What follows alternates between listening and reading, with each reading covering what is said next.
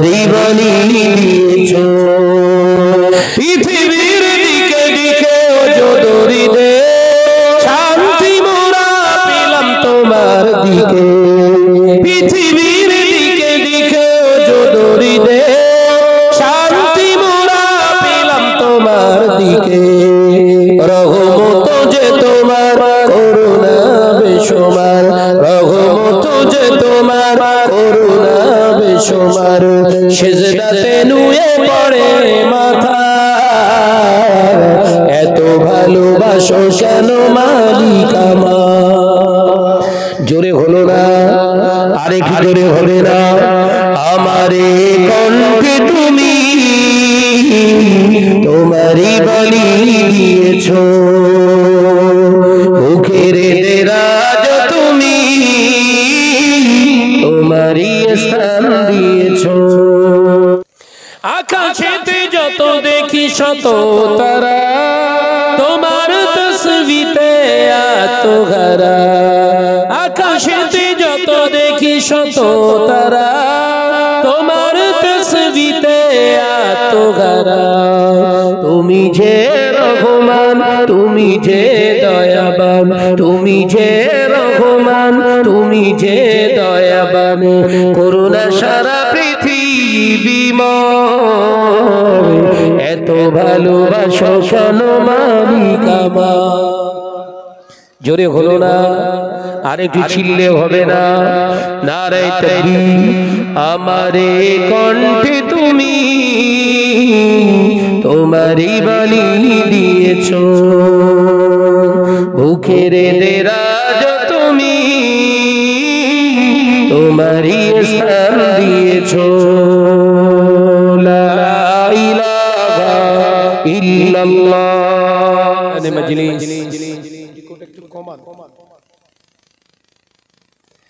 দিনদার নেককার আল্লাহওয়ালা পরেজগার মুমিন মুসলমান ভাই ও বাবাজিরা এই ভাঙড় থানার অন্তর্গত মাধবপুর গ্রামে মসজিদের সংলগ্ন রহমতে সামিয়ানার নিচে বসে থাকা দিন দরদি ইসলাম দরদি আমার শ্রদ্ধেয় মুরব্বিয়ানগণেরা পর্দানাসীনা আমার স্নেহা শিক্ষিত কিচ্ছু জানে না ভণ্ড তকমা দিলে সেই পীরজাদার হুজুরের হাত নিয়ে তকবীর মেরে এখন নিজের ব্যবসা ঠিকাতে হচ্ছে এর থেকে নিচে আর কত নামবি ওই জন্য ভাবিয়া করিও কাজ করিয়া ভাবিও না কথা বলার আগে ভাবতে হয় এই কথা ঠিক না বুঝরে বলে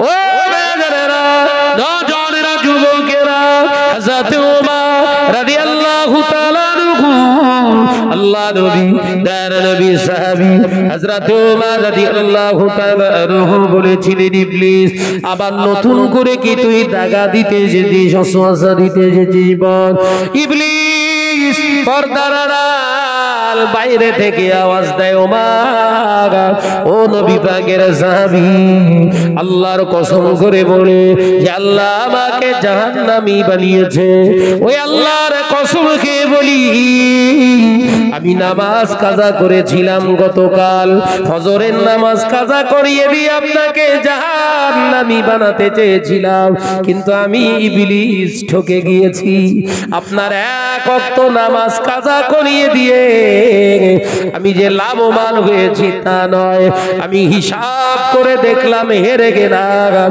ওমর যেমন ঈমানের উপরে ইস্তেকামত দেয় আমি ইবলিসের জানা ছিল না ওমরের এক ওয়াক্ত নামাজ কাজা করার কারণে ওমর কেঁদে কেঁদে কেঁদে কেঁদে জীবনের গুনাহগুলো যে মাফ করাবে আমি জানতাম না ওমরের নাজারির কারণে আল্লাহ খুশি হয়ে গিয়ে ওমরকে বেঁচে থাকা অবস্থায় জান্নাতি বানাবে আমি ইবলিস জানতাম না আমি যদি আগে জেনে যেতাম ওমর তোমার নামাজ আমি কাজা করাতাম না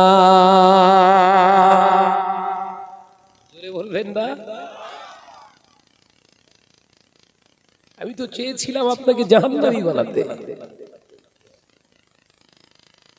এক ওয়াক্ত নামাজ কাজা করিয়ে দিয়ে মনে করেছিলাম ৮০ হোক বা ২,৮৮,০০,০০০ বৎসর আপনাকে জাহান্নামে রাখবো। কিন্তু আমি কোশ্চিনকালে ভাবিনি আপনি এতটা ঈমানের উপরে মজবুত। সুবহানাল্লাহ বলেন, একবার জোরে হবে না? আমাদের ঈমান মজবুত আছে?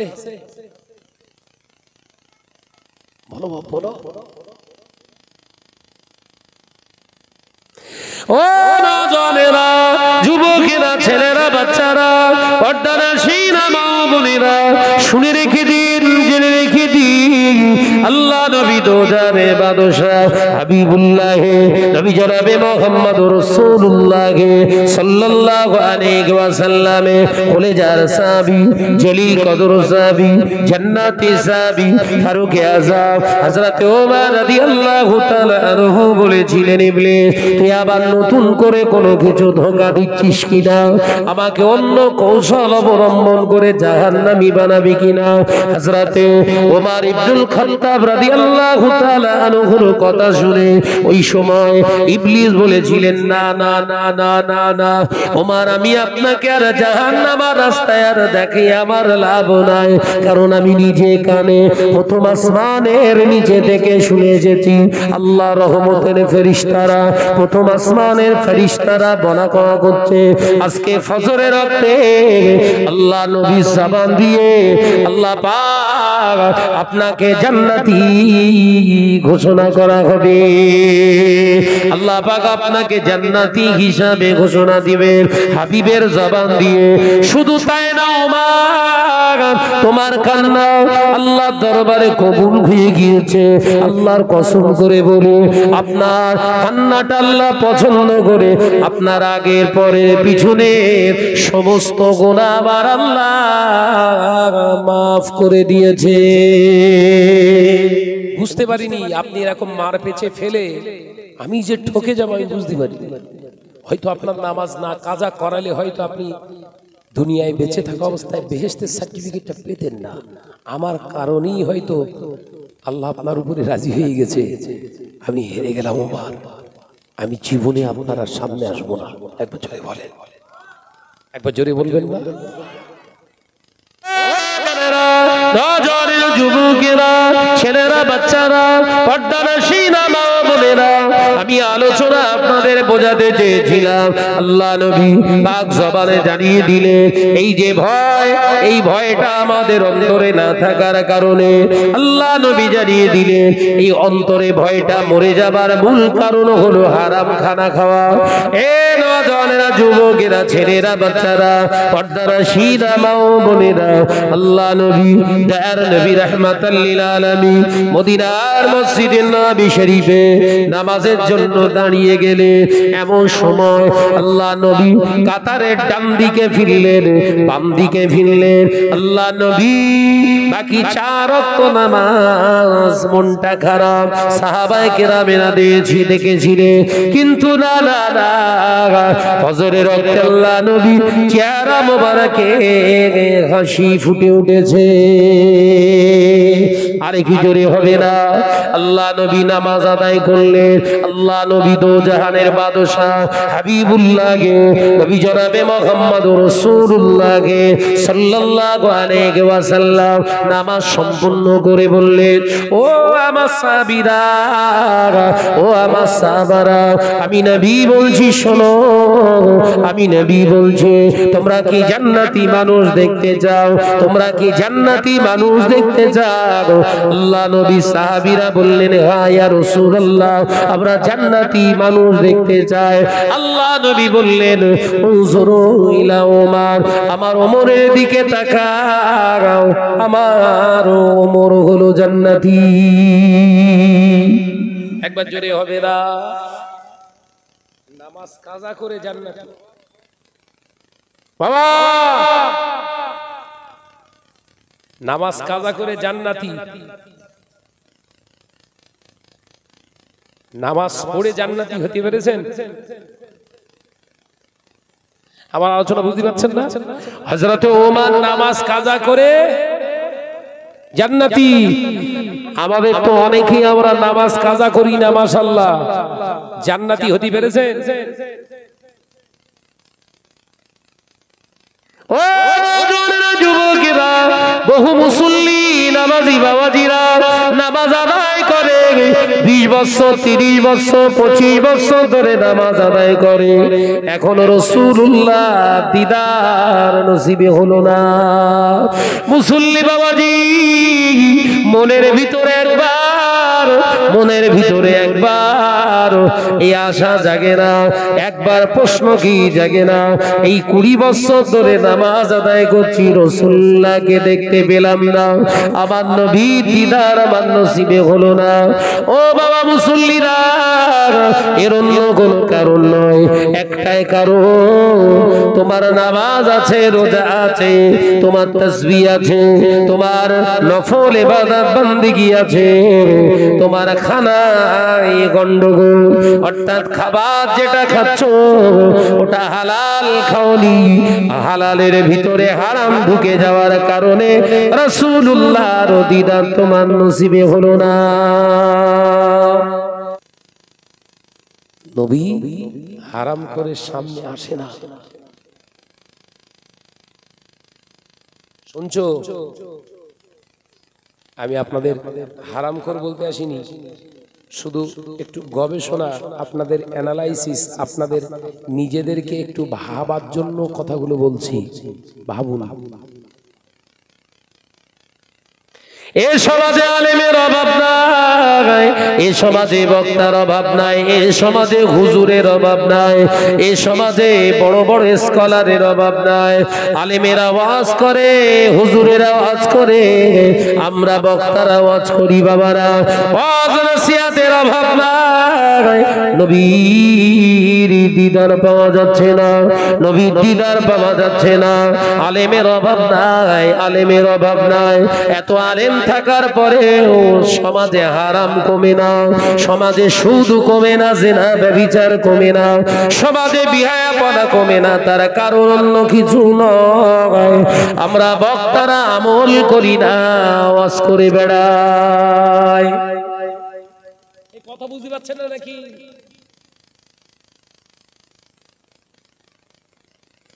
ওই জন্য শুধু আলেম হলে হবে না, আলেম হলে যে পীর হওয়া যাবে আসলে তা নয়। আলেম হলে পীর যে হবে এটা শরীয়তের শর্ত নয়। শরীয়তের শর্ত একজন পীর আলেম হতে পারে, কিন্তু একজন আলেম যদি শরীয়তকে মান্যতা না দিয়ে জীবন যাপন না করতে পারে, কঠিনকালে ও পীর হওয়া সম্ভব নয়। শুধু হালাল খানা খেলে যে পীর হওয়া যাবে ওটা নয়, হারামটা পরিহার করতে হবে, অর্থাৎ হারাম দেখা, হারাম বলা, হারাম খাওয়া। কথা বুঝতে পারছেন তো নাকি? হারাম চলা, হারাম নেওয়া, হারাম দেওয়া, এগুলো যদি বন্ধ না করতে পারি বাবারা, সারা জীবন এলেম সঞ্চয় করে এলমের দরিয়া হয়ে যাবি, রাসূলুল্লাহ দিদার তোর নসিবে হবে না। এক লাইনের এলেম সঞ্চয় করেছে, মাঝে মাঝে মাঝে মাঝে রাসূলুল্লাহর দিদার নসিবে হয়ে যায়। কারণ ওই এক লাইনের এলেম, এক লাইনের এলেমের উপরে তার জীবনটাকে চালায়, আল্লাহর রেজামন্দির জন্য, রাসূলুল্লাহর মহাব্বতে ইশকের জন্য। ওই এক লাইনের এলেমটা তার জীবনের সঙ্গী বানিয়ে নেওয়ার কারণে, হালাল জিনিসকে সঙ্গী বানিয়ে নেওয়ার কারণে আবার আল্লাহ খুশি হয়ে গিয়ে হাবিবকে জানায়, হাবিব জান, আপনার আশিক উম্মতের কাছে মাঝে মাঝে স্বপ্নে দিদারটা দিয়ে আসো।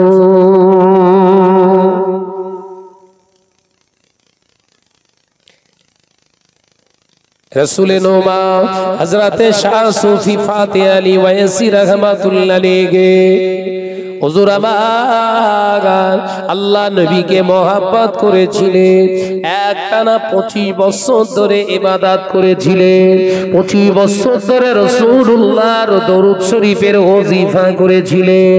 দিদার পাননি। হঠাৎ আল্লাহর ওলি তাহাজ্জুদের নামাজ আদায় করে সিজদায় পড়ে হুজুর আমার দরুদ শরীফ পড়তে তন্দ্রাচ্ছন্ন ভাব এসে গেল। আল্লাহ নবী দোজানে বাদশাহ হাবিবুল্লাহ নবী জনাবে মুহাম্মদ রাসূলুল্লাহ সাল্লাল্লাহু আলাইহি ওয়াসাল্লাম আল্লাহ নবীর উপরে দরুদ শরীফ পড়তে কিছুটা বাদ গিয়েছে, ঘুমিয়ে পড়েছে নবী আমার। স্বপ্নে দিদার দিয়ে দিলে। ও বাবা ওয়াইসি, বাবা ফতে আলী রে, তুমি ঘুমিয়ে পড়লে যে বাবা, আমি নবীর উপরে দরুদ শরীফটা পূর্ণ করলে না যে রে বাবা, তুমি দরুদ শরীফের প্রতি মহব্বতটা হারিয়ে ফেলছো কেন বাবা? আল্লাহর ওলির ঘুমটা ভেঙে গেল। হুজুর আমার চোখ মেলে দেখলেন ঘুমের ভিতরে নয়, স্বয়ং রাসূলুল্লাহ সামনে দাঁড়িয়ে রয়েছে।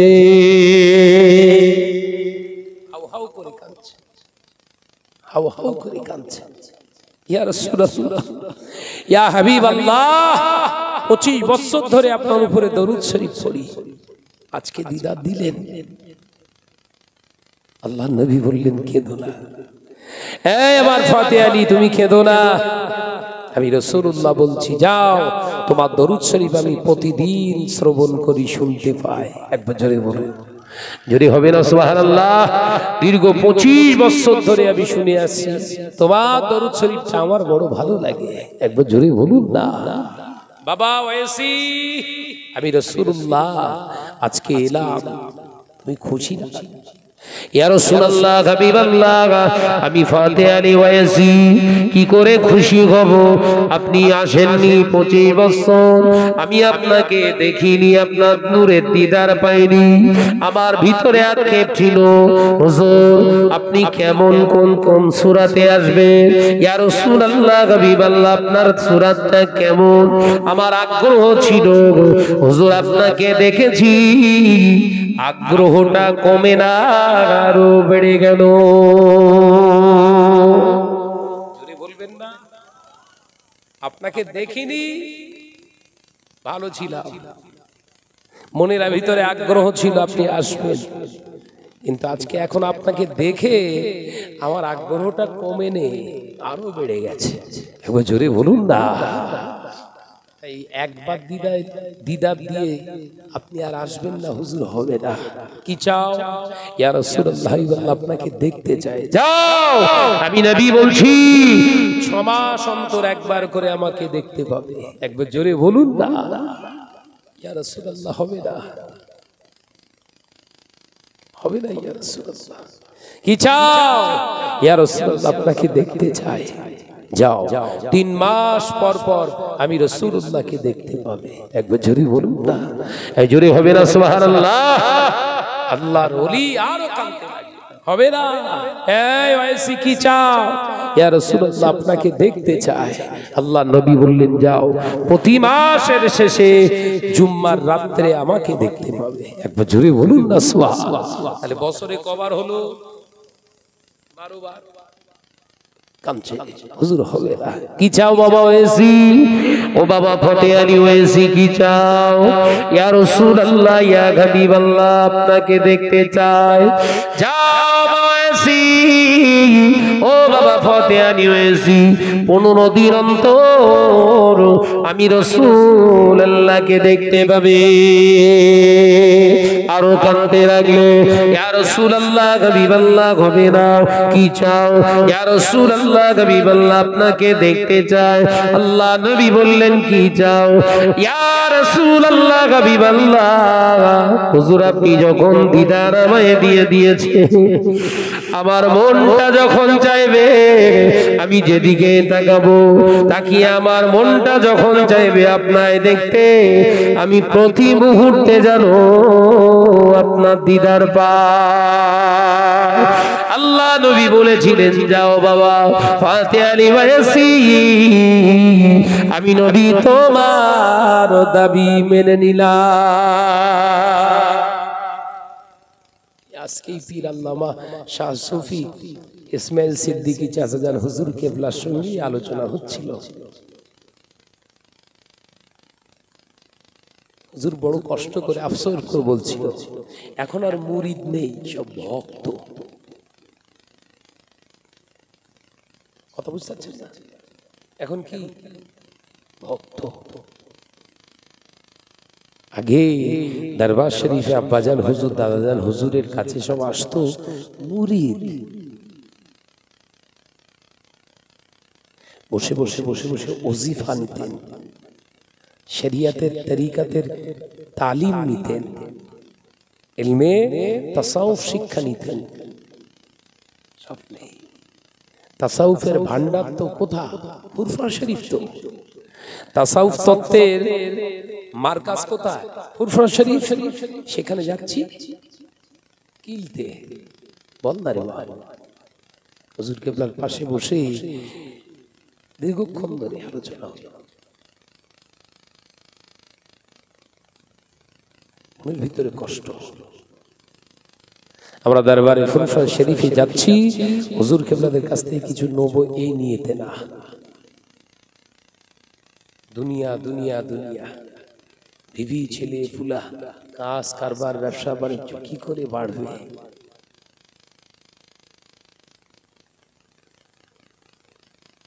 ইগো দরবারে ফুরফুরা শরীফে চলে, নিয়েতে নিয়েতে চলে। কি নিয়েতে? জীবনের যে সমস্ত পাপাচার খারাপ জিনিসগুলো আমার জীবনে আছে ওগুলোকে বর্জন করে কিভাবে আল্লাহ আল্লাহ রসুলকে পাবো এই শিক্ষা নিতে যাব। নির্দিষ্ট একটা চাচাজান হুজুর কেবলার কাছে থেকে সবক নেয়। অনেক মোল্লা মলি সাহেব বেরিয়েছে সমাজে, দেখছি বিশেষ করে আমাদের বসিরহাট এলাকায় সব উটকো মলি সাহেব বেরিয়েছে, সব পীর বলে দাবি করছে। ইলমে তাসাউফের উপরে জ্ঞান বলে কিছু নেই। তাসাউফ শিক্ষা, তাসাউফ তত্ত্ব, জ্ঞান কিছু নেই। ইলমে মারেফাতের বাতিনি শিক্ষার যে শরিয়াতের নির্দেশনাবলীর উপরে যে সবক দেবে কিছু নেই। ফাটাবাস, আওয়াজ বেশি।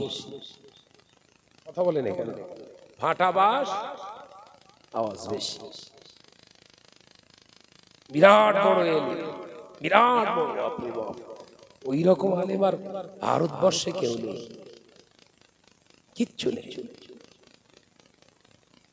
ইলম হাসিল করে যদি সেই ইলমিয়াতের উপরে নিজের জীবন না চালান, ইলম আল্লাহর কাছে এক পয়সা দাম নেই। কথা বুঝতে পারছেন না? অর্থাৎ হুজুর কেবলার হায়াতে আছে, আপনার যাবে আজান হুজুর কেবলার কাছ থেকে নিতে হবে। তো বসে বসে খোঁচাড়ালে তবে তো বেরোবে। কথা বলছেন না কেন? হুজুর দোয়া করবেন, হ্যাঁ চাষবাস কারবার ওই করতে গেছো, চাষ করতে গেছো ওখানে। হুজুর কেবলার কাছে, হুজুর এই খাওয়া দাওয়া করছি, কোন প্রসেসে কিভাবে খাওয়া দাওয়া করলে অন্তরটা শুদ্ধ হবে, কলবটা জাগবে। কোনদিন গিয়ে প্রশ্ন করছে, হুজুর ঈশান নামাজের পরে কোন দরুদ শরীফটা বেশি বেশি তেলাওয়াত করব? জিজ্ঞাসা করেছে না? দোয়া করবেন, হুজুর পটল চাষ করেছি, এবার যেন দামটা পায়। কথা বলে না। কফি চাষ করেছি, কফির দামটা যেন না পড়ে। দোয়া করেন হুজুর? হুজুরও দোয়া করে দিলে কি করবে? তুই তো কফির জন্য গেছিস। কথা বলছেন না কেন? হুজুর দোয়া করবে, আল্লাহ ওর কফি বড় বড় কফি দিও আল্লাহ। মুর্শিদ আল্লামা হুজুরের কথাই ছেড়ে দিলাম। বাংলাদেশের প্রতাপচন্দ্র শেখ হুজুরের দরবারে এসেছিলেন হিন্দু পরিবারের ছেলে সনাতন ধর্মের প্রতাপচন্দ্র শেখ হুজুর কিবলার কাছে এসে বললেন, হুজুর আমি ইসলাম কবুল করতে চাই। আল্লাহর মাহবুব বান্দা কলেমা পড়িয়ে নাম দিলেন আব্দুল মুমিন। ও আব্দুল মুমিন বলো পর সমাচার কি চাও? ইয়া হুজুর, হুজুর আমি আপনার কাছ থেকে সবক নিয়ে শিক্ষা অর্জন করতে চাই। যাও বাবা আব্দুল মুমিন, শিক্ষাটা পরে তুমি পাবে। আগে যাও মাজারে মাজারে মাজারে মাজারে কবরে কবরে আল্লাহর মাহবুব বান্দার কবরগুলো জিয়ারাত করে তবে ফিরো। এ নজরের যুবকেরা, ওই হিন্দু সনাতন ধর্ম থেকে ফিরে আসা ইসলাম কবুল করনে বলা ওই প্রতাপচন্দ্র শেখ গোটা বিশ্ব আফ্রিকার জঙ্গল সহ সমস্ত জায়গায় আল্লাহর ওলি মাজার গুলো জিয়ারাত করেছিলেন।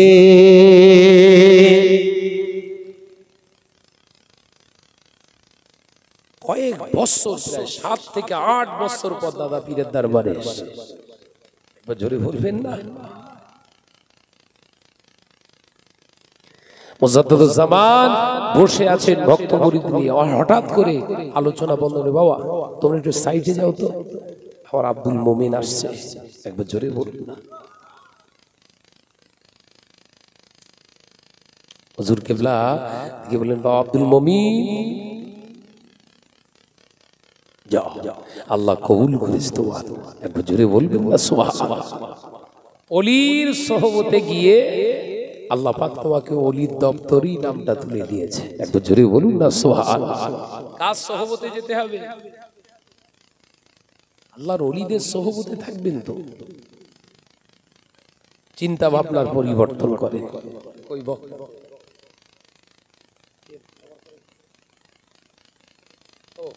আব্দুল্লাহ ভাই মাশাআল্লাহ, আমার পরি জনাব স্নেহ প্রতিম আমার আব্দুল্লাহ ভাই আসছে। তাকবীর দেন, নারে তাকবীর, জোরে হয় না নারে তাকবীর, চিল্লা হবে না নারে তাকবীর, সিলসিলা হক মুজাদ্দিদুজ্জামান নারে তাকবীর।